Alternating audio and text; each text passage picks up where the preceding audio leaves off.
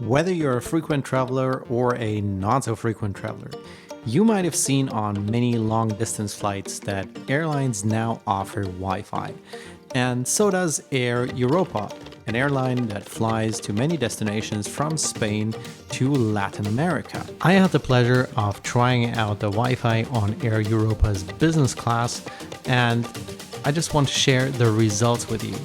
Many of you might be wondering, can I actually use that 10-hour flight to get some work done, to, I don't know, research something for the upcoming presentation, or to work on my website, or maybe just to use ChatGPT for whatever kind of work I do?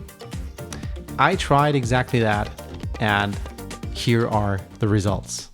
I ran all the tests using an iPad Air from the 4th generation. That's the last generation from 2020. Of course, using the most recent iOS version and basically being connected directly to the Wi-Fi from AirEuropa on the flight. And the app I was using is the Ookla Speedtest app that probably most of you know already and have been using a couple of times when checking out the speed in hotels or wherever you are. The technology behind the Wi-Fi is provided by Panasonic Avionics, which is probably quite common. I've seen this on quite some flight Wi-Fi options. So if you're on a different airline and they also use the same tech, your results might be similar, but of course they might also be quite different, since if you fly on a different route or even a different day with different weather, everything might actually be different. And of course, if you're watching this much later than 2023, maybe there are improvements in the meantime. It took me many attempts to get a proper result at all. The first time I ran the test, the download actually seemed to start off quite nicely with around 2 to 3 megabits, which for a Wi-Fi based on satellite connection in an airplane, I think is really good. Also, given that maybe some other people were using it at the same time. In that first attempt, I couldn't even properly do the upload test, and that behavior repeated a couple of times. I wasn't able to get a full test result for quite a while. And I've actually been trying this many times throughout the flight. So what you see here is kind of already the optimistic case where something is happening and it's not like completely unusable, nothing is happening at all. So after running this many times and throughout the whole flight, I'm finally able here to get a full test result, at least in the sense that there is no error message shown kind of stopping the test. And even in this case, we get quite a nice download speed, but we get a 0 result for the upload speed. And just for comparison, I ran the same test with a Proton VPN Switzerland connection, and here I actually get a non-zero upload speed, but the download speed is much lower. And then here I did the exact same thing, just using Brazil as a country, and again, I'm getting a much lower download speed, but I get a non-zero upload speed as well. I don't really have an explanation of why I get proper test results with a non-zero upload speed using Proton VPN or a VPN connection for that matter. And when I didn't use VPN, the upload was always 0, but that's just what I got. And of course I thought, let's also do some real world testing here, not just speed tests, but actual web browsing, which is something you might actually want to do when using Wi-Fi on the airplane. You can see here I'm using the Brave browser on my iPad, but that shouldn't really make a difference, or if at all, it might speed things up. So it takes about 18 seconds until anything happens at all. And even after those 18 seconds, we're still not fully loaded. Takes another couple of seconds. In total, it took about 28 seconds until we had the full English Wikipedia page loaded here on my iPad. And then my next experiment was loading some Wikipedia articles, because that's what you typically do on Wikipedia. I chose the country article for Paraguay, the country I had just visited, and wanted to see how many seconds it would take to load that article. In this case, I actually found the result a bit better, because after 4 seconds, we already start seeing the article, but it still takes about 16 seconds in total until the whole article is loaded and the loading bar on top disappeared. So now you've seen how I measured the numbers on my AirEuropa flight in July 2023. And if you're considering to also buy Wi-Fi on your next flight, here are the numbers once more. I ran all my tests on an AirEuropa flight from Asunción to Madrid in July 2023. The device I was using is an iPad Air, 4th generation, so that's the one from 2020, and using the most recent iOS version 16.5.1. I used the Ookla Speedtest app and the Brave browser, and I ran all these tests multiple times throughout flights while being mostly over Brazil and the Atlantic Ocean. Now, if we look at the actual numbers, the best download speed I achieved during multiple tests was about 3.2 megabits per second. And in a different measurement, the best upload speed I achieved was around 0.86 megabits per second.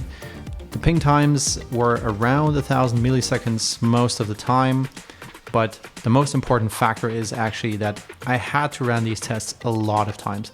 Most of the time when I did it, the tests did not even finish.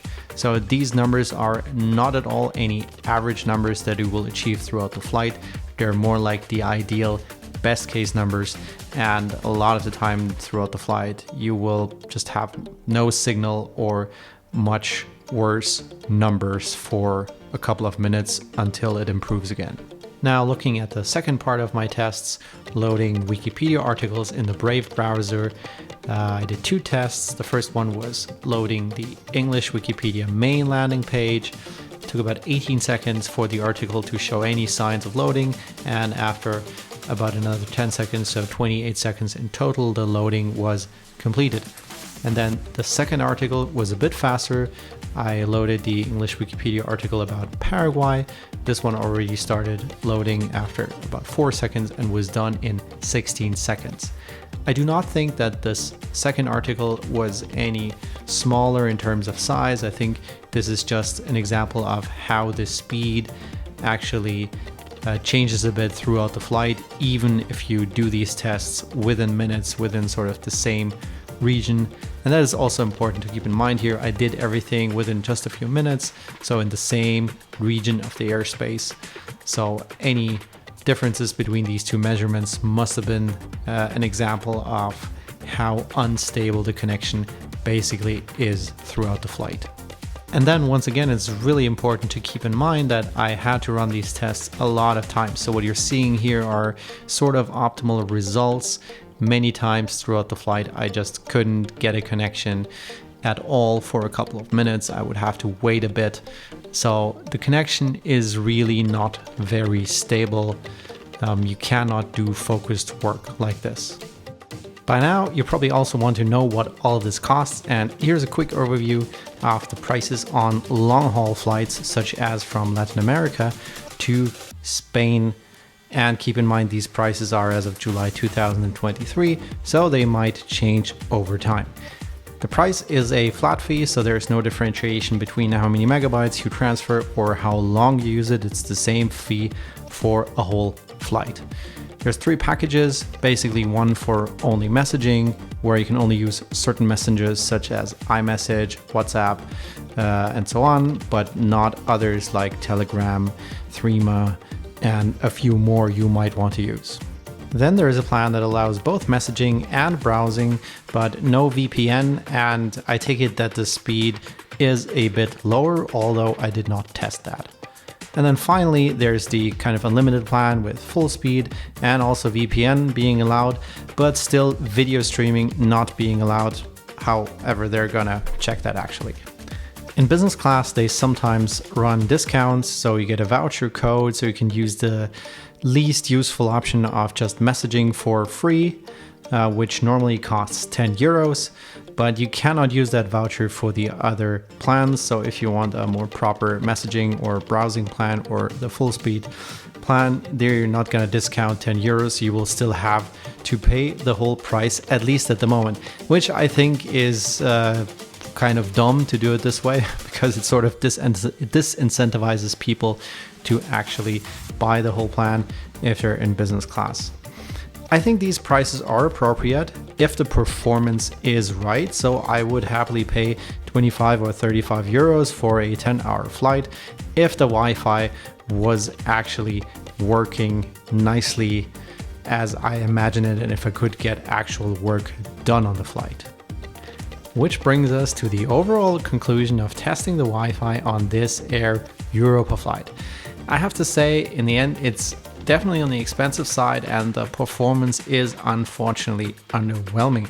I paid the full 35 euros, which is sort of the maximum package. They allow VPN and a few more things like downloading audio and so on, versus the 25 euros option where there is no VPN allowed, or the 10 euros option where only messaging is allowed and only through certain apps.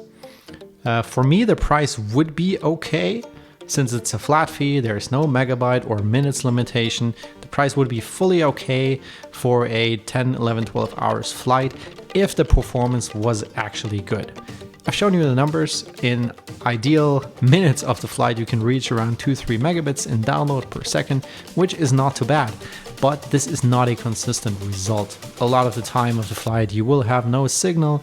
You might have to try over and over again to load that web page or to run a certain operation. So this is definitely not an environment where you can use online tools such as ChatGPT or researching things on Stack Overflow because you're working on code or interacting with your most favorite web backend all the time.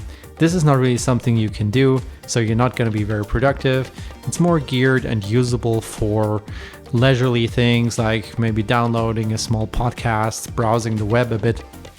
And I think for that, 35 euros is just way too much money. And also, it's not really useful to do that on an airplane. I think in that case, I would much rather relax, watch movies or sleep than to, just casually browse a website at low speeds for a lot of money. So unfortunately, at the moment, I cannot really recommend using the Wi-Fi on AirEuropa, or probably also the Panasonic technology on other flights, since I think it will yield similar results. It is better at the moment to just relax on the flight and to download anything that you might want to consume, like a video or a podcast upfront, because you're not really gonna be able to do that with the Wi-Fi on the plane. Also keep in mind that the lowest cost option, 10 euros for messaging, is quite limited. It only works with certain messengers like WhatsApp and iMessage, but for example, Telegram was not supported.